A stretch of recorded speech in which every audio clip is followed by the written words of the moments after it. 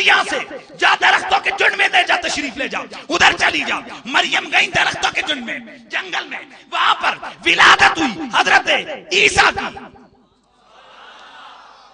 چونکہ میں حیدری ہوں نا میں چونکہ ایک پنجتنی ذہن والا ہوں اب مجھے ایک اور ماں نظر آتی ہے مجھے ایک اور ماں نظر آتی ہے اب وہ بھی کہاں ہے اللہ کے گھر میں لیکن فرق یہ ہے کہ عیسیٰ کی ماں بیت المقدس میں پہلے قبلے میں ہے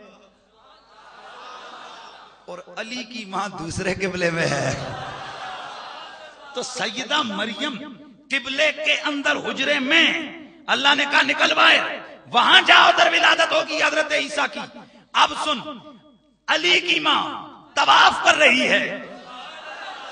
علی کی ماں طواف کر رہی ہے کہاں کعبے کا محسوس ہوا کہ بچے کی ولادت ہونے لگی پریشان ہے کہ گھر جاتی ہوں تو رستے میں نہ جانے کیا ہو جائے گھبرائی ہوئی ہے کعبے کی دیوار پھٹی علی کی ماں باہر نہیں اندر آ جا ذوق کا اظہار کرنا ہے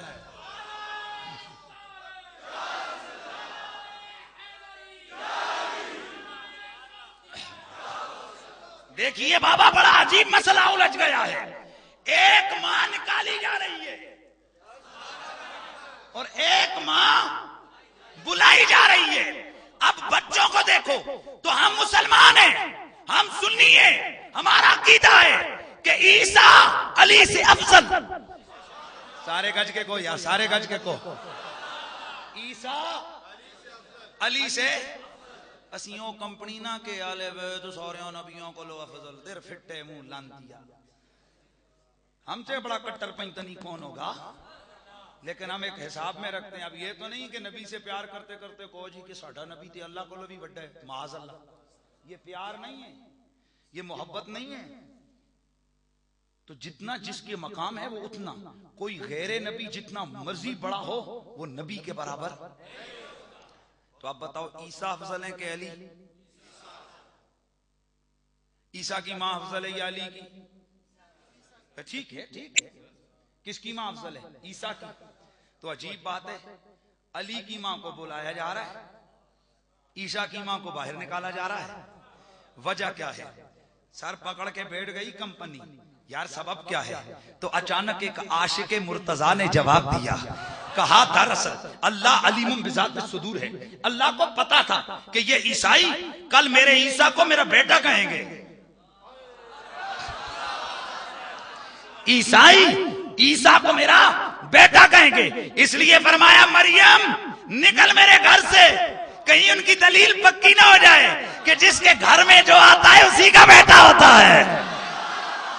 اس لیے مریم کو نکالا باہر اور چونکہ علی میرے رب کا بیٹا کبھی نہیں ہو سکتا نہ کبھی کسی نے کہا نہ کوئی کہہ سکتا ہے علی ولی اللہ ہے چونکہ یہاں کوئی مسئلہ نہیں تھا کہا علی کی ماں تو اندر آ جا کعبے اچھا میرے خیال میں اب ہو گیا نا تھوڑی علمی بات ہو گئی ختم کر دوں گا بات کو لیکن ابھی محبت تو میں نے شروع ہی نہیں کی ہے میں نے تو بھی محبت شروع ہی نہیں کی لیکن اب بتانے لگا ہوں میرا بھائی یہ ماں ہے یہ ماں کون سی جس کے پیٹ میں تھوڑی دیر کے لیے رب کا پیغمبر لاڈلا پیغمبر پیارا پیغمبر حضرت سیدنا عیسیٰ علیہ السلام جلوہ گر ہوئے کتنی دیر بس چند لمحے کتنی دیر اے میرے نبی کا کلمہ پڑھنے والوں اور جس ماں کے پیٹ میں اللہ کا ایک پیغمبر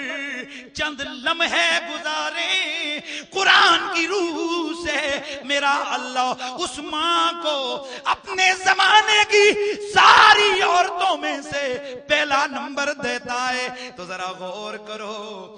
جس ماں کے پیٹ میں عیسیٰ نے چند لمحے گزارے اے وہ ماں زمانے کی عورتوں میں سے پہلے نمبر کی عورت ہے تو جس ماں کے پیٹ میں عیسیٰ کے امام نے نبیوں کے سلطان نے 9 مہینے گزارے او میرے نبی کی امی آمنہ طیبہ کی کیا شان ہوگی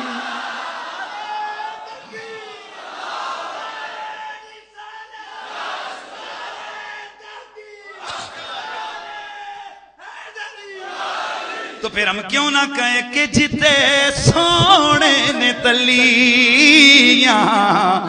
لایاں نے ہے، جتے سونے نے تلیاں لایاں نے، اس تھا فرگی کوئی تھا نہیں ہے، او جڑی چمے دی سمت تھا میرے آقا دا، اس ماں ورگی کوئی ماں نہیں ہے۔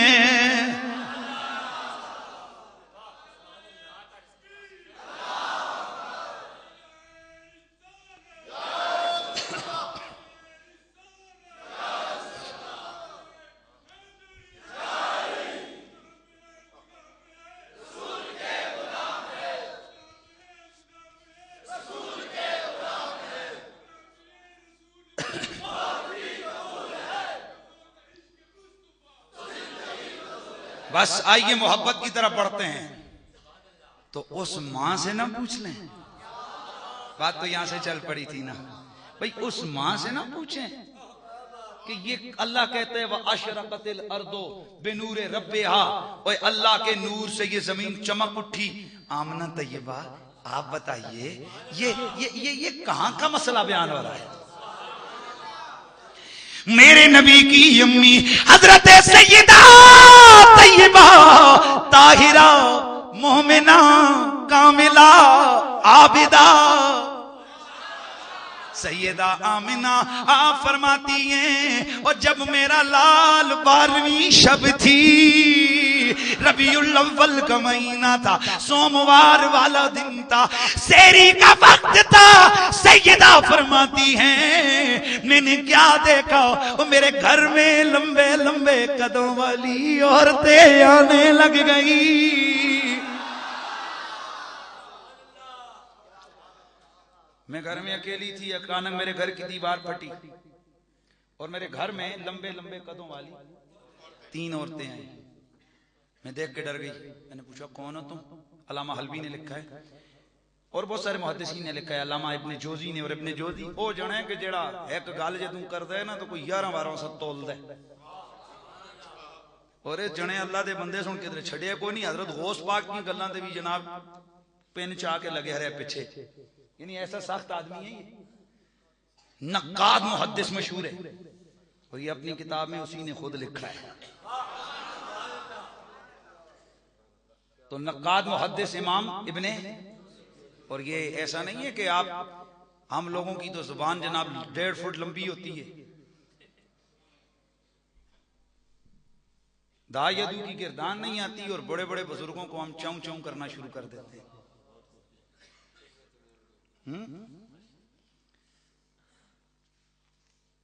ایمان اور کفر کے مابین ہمیں جو نسبتیں ہیں کامل طور پر اس کے مادے کے لحاظ سے ہمیں وہ پتہ نہیں ہے، اور ہم جب زبان کھولتے ہیں تو فلانا کافر فلانا، اتھو تلے گل ہی کوئی نہیں۔ میں اپنے سننے والوں کو ایک ہی میسج دیتا ہوں، جس کو دیکھو وہ یا رسول اللہ کہنے والے اس کے ہاتھ چومو۔ یہ بہت سارے یہ بیرونی ایجنسیوں کے لوگ اس وقت ہمارے مسلک میں انٹر ہو چکے ہیں، اور صرف وہ خوش خوش انہوں نے کرنا ہوتا ہے، پتہ ہی فلانا کی کرتے ہیں۔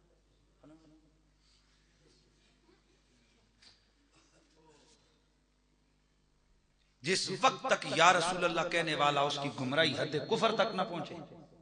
اس وقت تک یقین رکھو کہ اللہ غوث پاک کے صدقے اس کو توبہ کی توفیق عطا فرمائے گا۔ اور اب بھی ایک کمپنی لگی ہوئی ہے، دنیا لگی ہوئی ہے جناب، اس وقت ایمان اور کفر آمنے سامنے۔ کیا بولا میں نے؟ اس وقت لبرل اور سیکولر قوتیں اور اسلام پسند قوتیں آمنے سامنے، پوری دنیا کے کافر اسلامی قوانین کے اگینسٹ کھڑے ہو چکے ہیں، اور ہمارے مفکر محدث آج بھی لگے ہوئے فلانا کافر، فلانا بے ایمان، فلانا لانتی، اس کمپنی کو، اس قوم کو کدھر لے کے جائے۔ لہذا میرے سید میرے مرشد کا میسج یہ ہے کہ جو یا رسول اللہ کہنے والا ہے اس سے پیار کرو۔